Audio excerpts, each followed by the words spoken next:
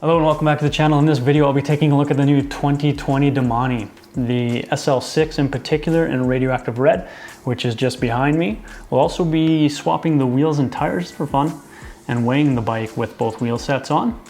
And we even find a sweet surprise in the Downtube.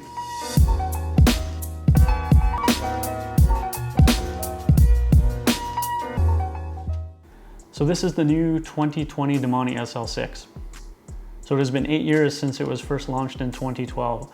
Now for 2020, the Domane sees its third major reiteration. And might I add, this is a disc brake only bike. So quickly, what has not changed? The Domane maintains its same endurance geometry, which means the bike has a taller head tube with a shorter reach, longer wheelbase and lower BB for stability and helping people maintain a more upright geometry. Also, this particular model gets Shimano R8000 throughout the bike, which is a fairly new Grupo. From the cassette to the shifter, Trek doesn't cut any corners. They keep the same component models consistent throughout the bike, which is a nice touch they've done for a few years now. This bike, like many of their other bikes, keeps the same sensor mount. It's a duo trap mount that's integrated into the frame. Of course, the sensor is not included. The bike does have a 12mm through axle front and rear, and the front and rear decoupler has not changed. At least the mechanism in which it functions has not changed, as the frame has completely changed. Now for the changes. Pretty much everything has changed, and the most obvious would be the frame. Completely overhauled to now be more aerodynamic with built-in storage in a camtail design that the Trek claims will save you 1 minute for every hour of riding, which is kind of insane because they don't tell you that that actually takes about 40 kilometers per hour averaging to save that, which the average person is not doing. I'm personally a bit confused why they added aerodynamics to this bike. I guess it was the next thing that they needed to add, but it does kind of remind me of when they added aerodynamic tubing to the Session. Arguably pointless. The other big talking point about this frame is the tire clearance. It can now handle up to a 38mm tire with plenty of clearance, as you can see, and a 35mm tire with fenders. Which begs the question, is this a new Domane or just another version of the Checkpoint? One thing I've noticed in these recent frames, namely the recent Checkpoints and this Domane, is they're built quite a bit beefier, and that does really show on the weight. So moving on, the Domane now has Downtube Storage, which we've seen in a few other brands. Oh, Skittles. Taste the rainbow.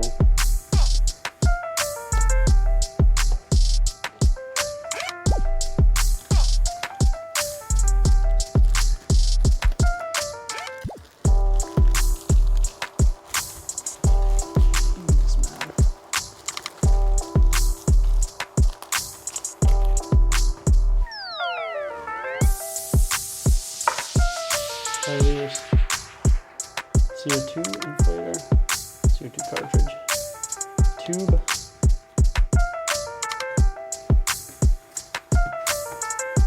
Let's call it the Skittles box. A tribute to my friend Scott, calls it the Skittles box, so we're gonna call it the Skittles box now. And the idea is that whatever you had hanging behind your seat before in your saddlebag is now in the frame, which effectively just frees up some of that real estate behind the seat for a light, which Trek makes a special mounting light back there, similar to their Flare R. And they also claim that by putting your tools in the Downtube, it lowers your center of gravity, which is probably a good thing. Also, this frame gets a new welcome change with the new T47 BB. It's a threaded BB, which pretty much renders press-fit BBs obsolete. This new standard is a little bit more reliable, they claim, and won't creak. Overall, this frame looks really nice. It follows the current trends of internal cable routing, so the cables are stored more internally than they were before. And the lines on the frame are quite nice. Being a Trek, I'm sure it rides great, and hopefully soon here I'll have a chance to ride one. So lastly, and worth mentioning, is that the 2020 Domane lineup gets new revamped wheels with the new Paradigm wheel sets. This one gets the comp wheel set, which has a 25mm internal width. So that 25 on the frame has to do with that internal bead width, which helps suit wider, higher volume tires, and also gets a new 54 tooth rapid drive hub, giving you more points of engagement.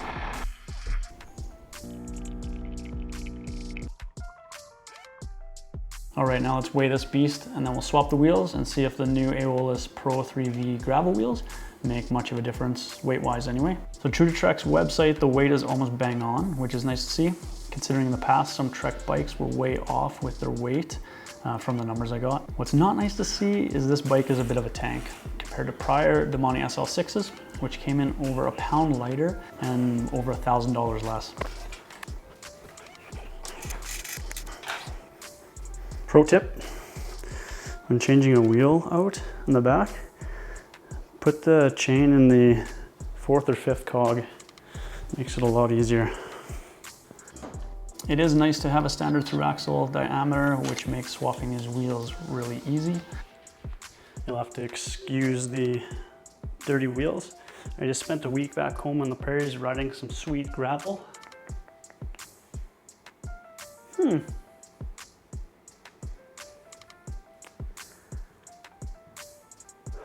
Well, that's not what I expected. Now, I had hoped swapping to these new 3V wheels would have made much more of a difference. They do have a 38mm tire and are already set up tubeless, and I was hoping they would drop the weight of the bike by about £1 to roughly 19 pounds, which I'm surprised is not the case.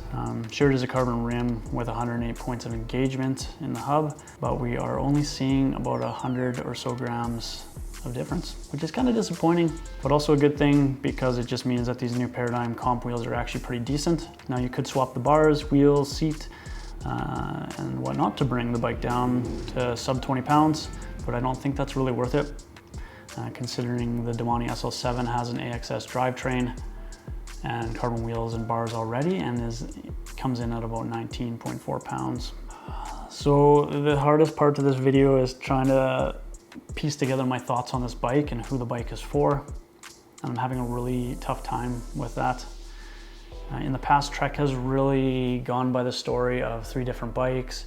They were all very distinct. You had their aero bike, you had their lightweight climbing bike, and you had their endurance bike. And with this particular bike, it's going more, I mean, still in the endurance category, but it's getting pieces of the aero category, and pieces of the gravel category. So then what do you buy? Do you buy a road bike, or do you buy a gravel bike, or do you buy the Domane? So I guess it's going to depend on whether you need more than one bike or whether you're only having one bike. If you can only have one bike, that's about the only time I can rationalize owning this bike. If you're primarily doing road riding and you want a wider tire, like a really wide tire, because pretty much every other road bike in their category will fit a 32 on their disc brake bike. 32mm wide tire, that is. And if you're buying the bike to ride gravel, then the Checkpoint arguably fits that better. It has more tire clearance. You can probably have 2 wheel sets, a road wheel set and a gravel wheel set. I've ridden gravel for a very long time, and I would always ride on a 35mm wide tire. Gravel can sometimes be packed like tarmac and it's very fast. A couple times a year they'll lay fresh gravel and it's loose and you would need a higher volume tire. But a Checkpoint can suit that. I mean, the Domane can also suit that, but the Domane can't go quite as wide. So it's kind of weird how Trek have designed the Checkpoint and this new Domane. They're so similar. Yeah, the Domane has a head tube decoupler and the Checkpoint doesn't, but from what I've noticed and from what I've felt from riding the 2 bikes is that once you're over a 35mm tire, you don't even really notice the decouplers. The Checkpoint I built up is the same price, the same weight, can handle a wider tire. It is aluminum, that is how we pronounce it in Canada, sorry. Same price, it's 200 grams heavier, but it's super comfortable. So I think what it comes down to, you need to forget about the aerodynamic advantage. Hardly anyone is going to take advantage of that. You need to consider what your riding is primarily going to be.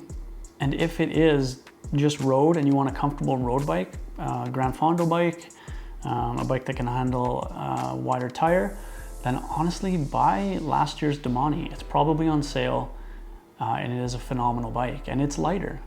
I know weight isn't the end all and be all of a bike, but this bike is heavy for road bike standards. And if it isn't a road bike, if it is an endurance adventure bike, then I'm not sure why I wouldn't buy a Checkpoint over this. I've been having a really hard time formulating my thoughts on this. I've had a very hard time with the Checkpoint, as it wasn't quite the bike I wanted when it came out. I do love my Checkpoint now, and next year I'll probably buy a Checkpoint SL7 with the AXS system.